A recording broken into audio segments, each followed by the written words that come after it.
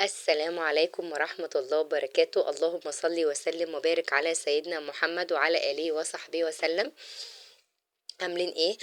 النهاردة بقى ان شاء الله هعمل معاكم كبدة مقلية بالردة. هعملها ان شاء الله يعني على طريقة المحلات بالظبط، او يعني ما يعني على طريقتي انا يعني.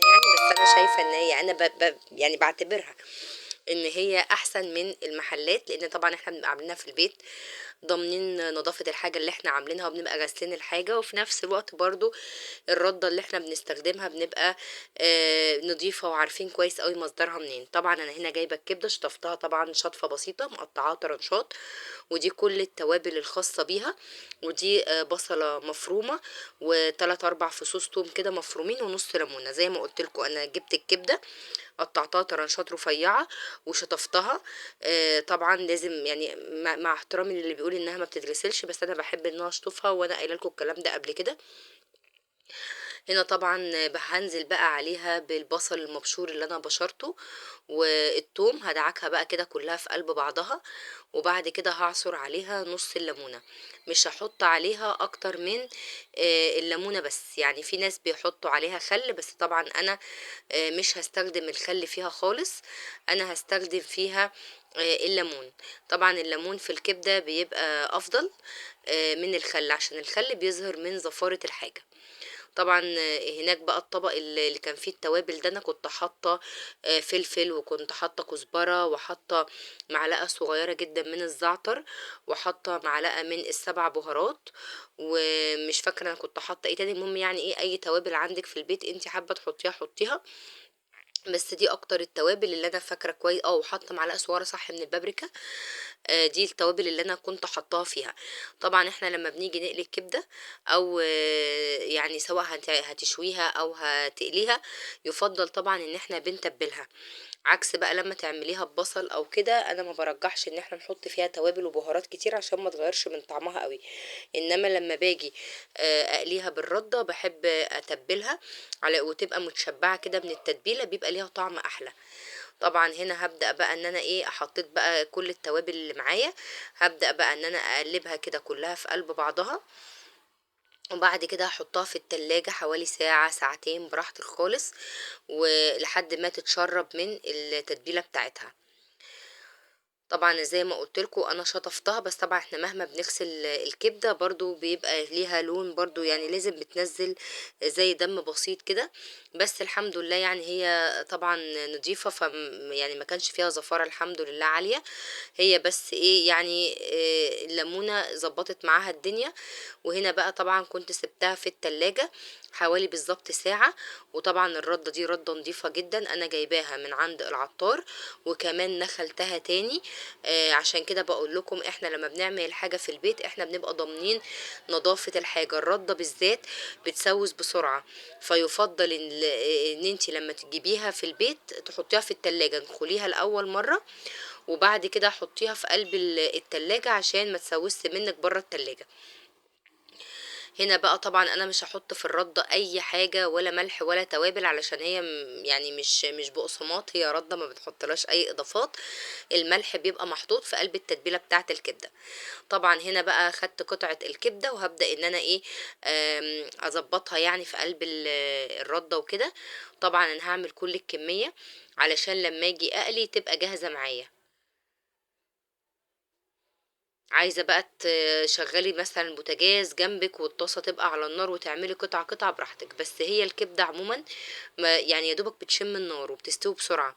ما ينفعش ان احنا نسهى عنها او نعمل حاجة وهي على البوتاجاز، لازم تكوني منتبهة لها، لان هي لو قعدت فترة اطول هتتحرق منك وهتنشف، ومش هيبقى ليها اي طعم. عايزاها تبقى مقرمشه من بره كده وطريه من جوه، يبقى تقفي جنبها على طول وتفضلي تقلبي فيها يمين وشمال لحد ما تحسي كده ان هي استوت وخدت اللون المطلوب، وتطلعيها. بالظبط الكبده على البوتاجاز ما بتكملش بالظبط يعني 5 دقايق وبتبقى تمام معاكي. فانا برضو هبقى معاكم برضو يعني اول باول، وهوريكم بالظبط احنا هنعمل ايه. هنا بقى طبعا انا كنت عملتها، وكمان نفضت منها بقى الردة الزيادة، وهبدأ بقى طبعا ان انا ايه اولع بقى على الزيت. وهنا بقى كنت جهزت طبق فيه جرجير هطلع عليه الكبدة، بس طبعا مش هطلعها مباشرة من الطاسة على الطبق ده، هحطها في مصفى الاول بحيث ان هي تصفي كل الزيت اللي فيها، او لو عندك مناديل مطبخ ممكن طبعا تستخدميها. هنا بقى طبعا احط كمية كده مناسبة من الزيت، واول كده ما يبدأ الزيت يسخن معايا هبدأ ان انا انزل بالكبدة. طبعا حاولي ان انتي ولا تهدي البوتاجاز قوي ولا تعليه قوي، لانك لو هديتيه خالص هتتشرب زيت كتير، ولو عليتيه على الاخر هتتحرق من الجناب وهتبقى مش حلوة يعني. هنا بقى هبدأ احط قطعتين بقطعتين، وهبدأ بقى طبعا اقف جنبها وهي ايه بتتعمل. اول ما احس كده ان هي بدأت تتماسك في قلب الزيت هبدأ اقلبها، مش هسيبها لما تحمر قوي، لان زي ما قلت لكم دي ما بتاخدش وقت خالص كتير.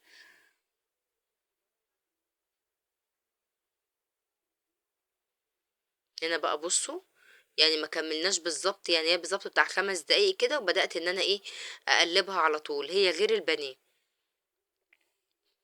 انا فاكره زمان لما ماما كانت بتعلمني الطبخ كده وانا صغيره، فاول مره بقى ايه حبيت اقلي كبده، ما كانتش ماما موجوده في البيت يعني.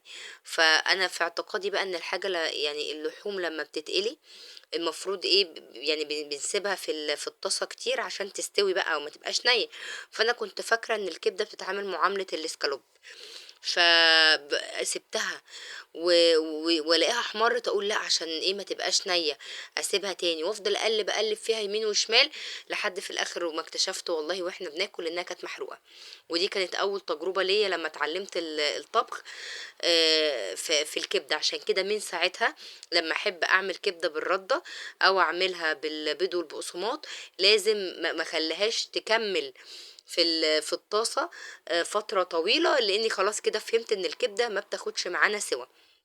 حتى انت لما تكوني برضو بتعمليها بالبصل او كده، يفضل برضو ان انت ما تسويهاش قوي، لانه كل ما بتسويها اكتر على النار كل ما بتشد معاكي. هنا بقى طبعا كنت شلت حطيت في المصفى اللي انا مجهزاها، وكل قطعة بشيلها بحط مكانها قطعة تانية. اهم حاجة زي ما قلت لكم ان احنا نفضل ايه نقلب فيها كده يمين وشمال.